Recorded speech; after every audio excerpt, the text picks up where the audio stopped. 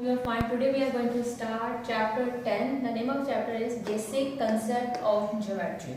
अब हम यहाँ पे अपनी ज्योमेट्री के बेसिक कंसेप्ट के बारे में डिस्कस करेंगे। आपकी पहली डेफिनेशन है लाइन सेगमेंट। लाइन सेगमेंट क्या होती है? A line segment is a series of point that is bound to both end. अब वो कहता है कि एक सीरीज है। सीरीज होता है कि जो सीक्वेंस में एक लाइन पे चलती जाए, ठीक है। जैसे अगर मैं इस 1 2 लिखती हूँ 1 2 3 4, मैं इसे एक लाइन में लिखी जा रही हूँ तो ये मैं इसको एक सीरीज कंसीडर करूंगी। अब वहाँ पे हम कहते हैं पॉइंट की सीरीज है, यानी कि यहाँ से पॉइंट इसी एक लाइन में पॉइंट की सीरीज चलते चलते चलते एक पॉइंट पे स्टार्ट होती है और एक पॉइंट पे एंड होती है, ठीक है।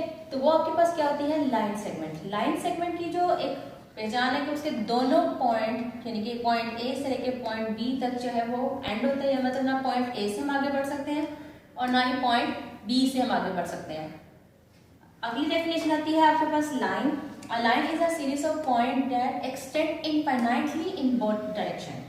सेम वही चीज है, लाइन सेगमेंट में डिफरेंस ये है कि जिसमें कोई एंड पॉइंट नहीं होता, वो अपने राइट की तरफ भी मूवमेंट करती रहती है और लेफ्ट की से भी आगे मूव करती है। मतलब ये एरो जो है वो इसकी डायरेक्शन को शो कर रहे हैं।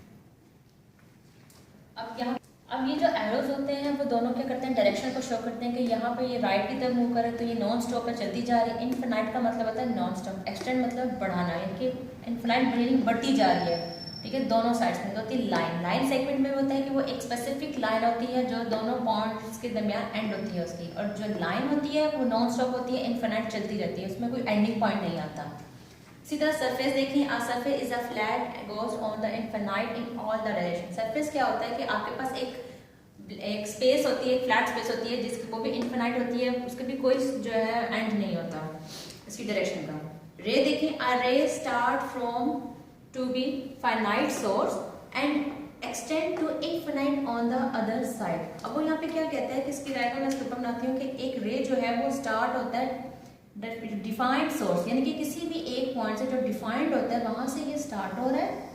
उसके बाद वो कहता है कि एक्सटेंड बढ़ता है to infinite on the other side. एक साइड तो इसकी होती है जहाँ पे डेफिनेट है, जहाँ पे जो है वो एक एंड पॉइंट है, लेकिन जो दूसरा पॉइंट है वो नॉन स्टॉप है, इनफिनाइट चल रहा है, ठीक है। अब जरूरी नहीं कि ये राइट की तरफ मूव कर रहा हो सकता है कि यहाँ पे एंड पॉइंट हो, ये लेफ्ट की तरफ मूव कर रहा हो सकता है कि ये नीचे की तरफ एंड पॉइंट और ऊपर की मूव कर रहा हो सकता है ऊपर एक एंड पॉइंट और ये नीचे की तरफ मूव कर रहा है।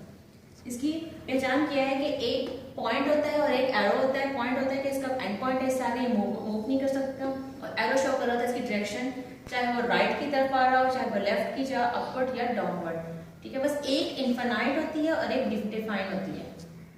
अगली डेफिनेशन आपके पास कोलिनियर पॉइंट। कोलिनियर पॉइंट क्या होती है? 3 और more point line on the same straight line, यानी कि आपके पास एक स्ट्रेट लाइन। अब आप ये देख रहे हैं कि दोनों तरफ एरो है, मतलब ये नॉन स्टॉप है, तो ये लाइन की डेफिनेशन होगी। उस एक लाइन में 3 या 3 से ज्यादा पॉइंट हो, ठीक है, तो वो क्या कहलाती है? Collinear point. इसी तरह नॉन कोलिनियर पॉइंट क्या होता है? The point not line on the same straight line, है कि एक लाइन में देखिए पी यहाँ है, क्यू इधर आ रहा है, एस का आर का पॉइंट यहाँ पर आ रहा है, एस का पॉइंट यहाँ पर, यानी कि एक लाइन में तमाम पॉइंट्स जो है वो लाइन नहीं करते हैं, तो सब कहते हैं नॉन कोलिनियर पॉइंट।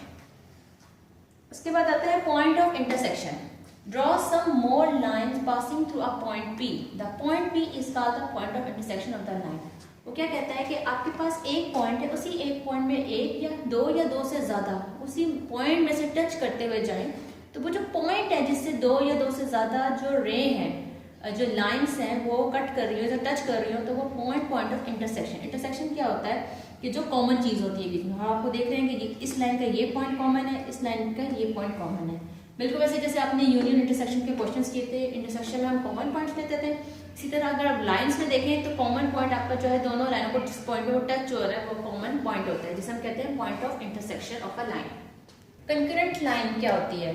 इफ 2 और more line passing through a point they are called concurrent line. अब आप देख रहे हो कि मोर देन जो है वो 3 लाइन से इससे ज्यादा भी सकती है, एक ही पॉइंट पे जब वो टच कर रही होती है, तो इस फिगर को हम क्या कहते हैं? Concurrent line. जिस लाइन पे, यानी कि वो ये पॉइंट है, इस लाइन पे ये आपके पास कोई लाइन है, तो इसी लाइन पे मोर जो है ना दोनों लाइन टच कर रही हो एक पॉइंट पे, वो पॉइंट क्या होगा? जहां पे वो आपस में टच कर रहे हैं जिस लाइन पे, वो लाइन क्या होगी? Concurrent line.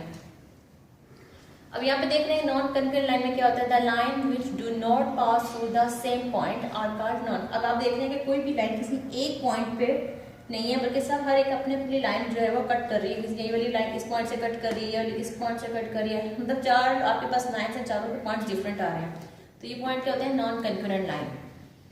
उसके बाद आती है प्लेन।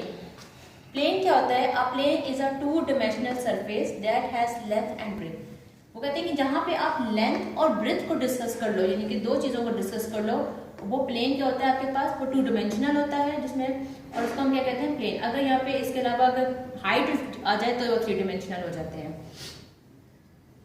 थैंक यू क्लास, ये तमाम डेफिनेशंस का आप अच्छी तरह लर्न करें, और ये डेफिनेशन आपकी ऑब्जेक्टिव में बहुत एमसीक्यूज में जो है इसी डेफिनेशन से रिलेटेड आपके एमसीक्यूज बन सकते हैं। Thank you class.